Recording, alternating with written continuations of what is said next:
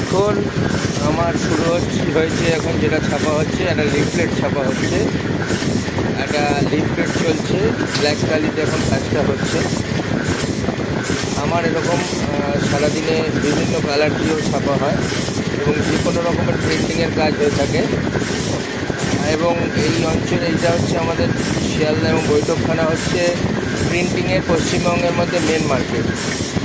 তো এইখানে এই আমারটা দিয়ে এই মার্কেটের শুরু দোকান, এবং আমারটা হচ্ছে সবচেয়ে রিজনেবল রেটে, খুব সস্তায় আমি প্রিন্টিং দিয়ে রাখি এবং বিভিন্ন রকম কাজের মাধ্যমে হয়।